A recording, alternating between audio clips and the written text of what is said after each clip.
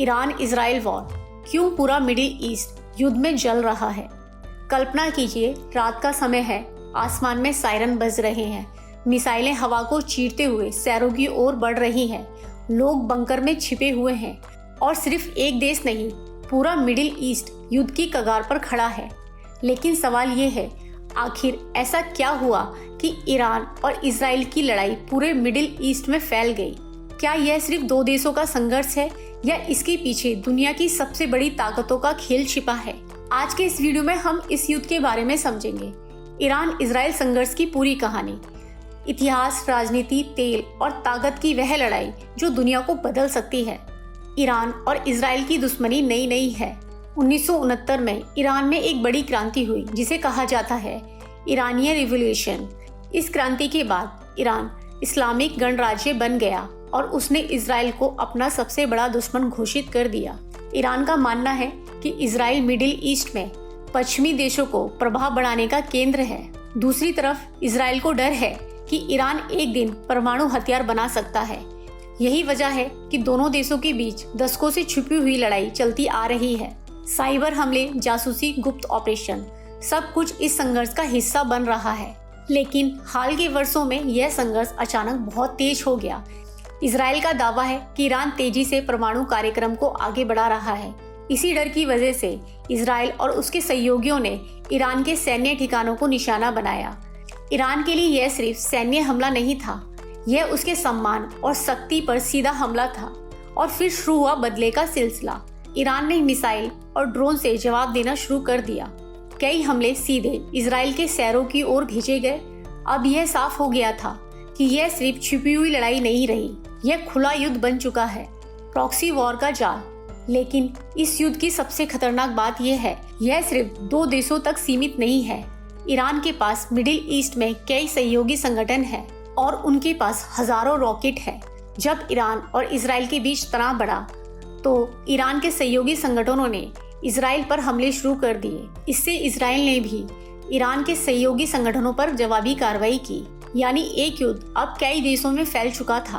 अब होती है अमेरिका की एंट्री। मिडिल ईस्ट में एक और बड़ी शक्ति मौजूद है, यूनाइटेड स्टेट। इस क्षेत्र में अमेरिका के कई सैन्य बेस हैं। जब ईरान ने जवाबी हमले शुरू किए तो इन बेस पर भी खतरा बढ़ गया।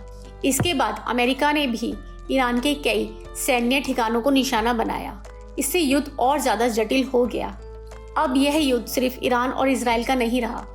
अब इस युद्ध में दुनिया की सबसे बड़ी सैन्य शक्ति भी शामिल हो चुकी थी। तेल की राजनीति। मिडिल ईस्ट का महत्व सिर्फ राजनीति नहीं बल्कि तेल से भी जुड़ा है। दुनिया का सबसे बड़ा हिस्सा तेल का इसी क्षेत्र में आता है और यहाँ एक बेहद महत्वपूर्ण समुद्री रास्ता है, हॉर्मुज। दुनिया का लगभग 20% तेल टैंकर इसी रास्ते से गुजरते हैं। अगर इस रास्ते को बंद कर दिया जाए तो पूरी दुनिया में तेल की कीमतें आसमान छू सकती हैं। ईरान कई बार इस रास्ते को बंद करने की धमकी दे चुका है और कर भी चुका है। और यही वजह है कि दुनिया के बड़े देश इस संघर्ष को बहुत गंभीरता से देख रहे हैं। अब सवाल ये है, क्या यह तीसरे विश्व युद्ध की शुरुआत हो सकती है?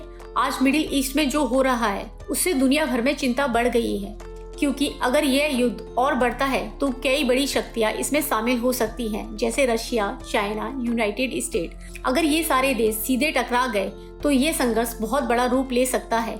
हालांकि अभी तक ज्यादातर देश कोशिश कर रहे हैं कि युद्ध सीमित रहे, लेकिन मिडिल ईस्ट का इतिहास बताता है कि यहाँ छोटे संघर्ष भी जल्दी बड़े युद्ध बन जाते हैं।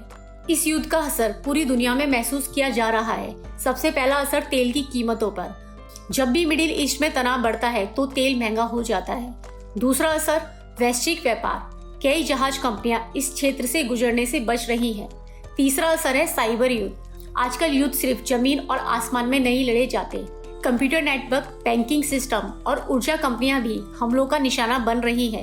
क्यों आखिर पूरा मिडिल ईस्ट इस युद्ध में फंस गया? इसके पीछे 3 मुख्य कारण हैं। पहला, ईरान के सहयोगी संगठन कई देशों में सक्रिय है। दूसरा, इस क्षेत्र में अमेरिका और अन्य शक्तियों की सैन्य मौजूदगी। अगर आपको यह वीडियो जानकारीपूर्ण लगा हो तो वीडियो को लाइक करें, चैनल को सब्सक्राइब करें और बेल आइकन को दबाना ना भूलें ताकि अगली वीडियो आपको जल्दी मिले। और कमेंट में बताइए, क्या आपको लगता है यह संघर्ष जल्दी खत्म होगा या मिडिल ईस्ट में एक और बड़ा युद्ध शुरू होने वाला है? तब तक के लिए धन्यवाद। मिलते हैं अगली वीडियो में एक नई जानकारी के साथ।